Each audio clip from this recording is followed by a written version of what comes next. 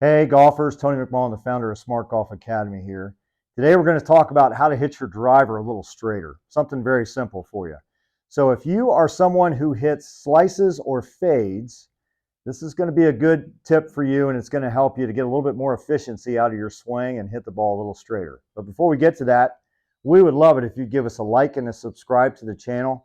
That would really help us to put out some great content. We'd love it even more if you drop us a message. Let us know what's missing out of your game or what you would like to improve on to help you enjoy the game more. And maybe we can make a video that's going to help you do exactly that. So now, without further ado, to the driver. If you're someone that hits your driver and you can't control it, let's say you're right-handed and you hit those big fades and those big slices and you just can't seem to figure it out, I'm going to give you kind of a general tip here, but there's a good chance that you're steep when you swing. So steep would be when you take the club back, you're kind of swinging it up in the air and the shaft is going up and you're getting the club very high in a position here. And then when you start down, you're very steep on the downswing because from here you're trying to go straight to the golf ball. That makes you steep. Your angle is steep into it, and that gives you a lot of side spin. There are three things that are always present when you hit a fade. There is an open club face, an out-to-in path, and of course a steep swing. What we want is a more shallow swing.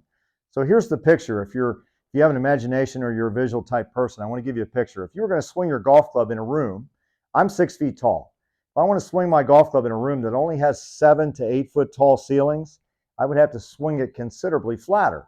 So I'm creating a picture of that in my mind, and I'm watching the club go back. When I say more shallow, I mean I want the shaft more parallel. Of course, it won't be completely parallel, but more parallel to the ground. So now I'm in a 7 foot tall room. That's pretty flat right there. And then on the other side of me, match that angle, pretty flat on both sides. What does that do for us?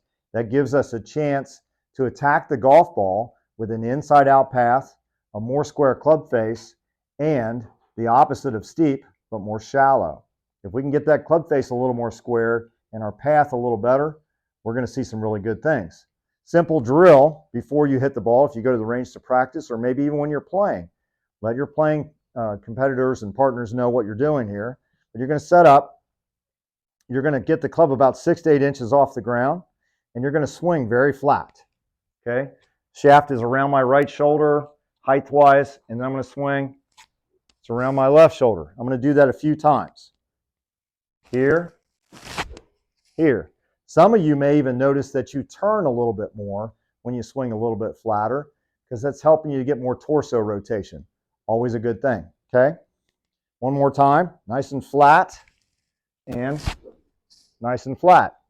Now you're ready to hit the ball. So again, as I set up, I'm thinking I'm in my 7 foot tall ceiling. Go ahead and swing back nice and shallow. Perfect, right down the middle. So if you want to improve your ball flight, if you want to improve the direction of your ball flight more specifically and get rid of that big curve to the right, think about swinging a little flatter.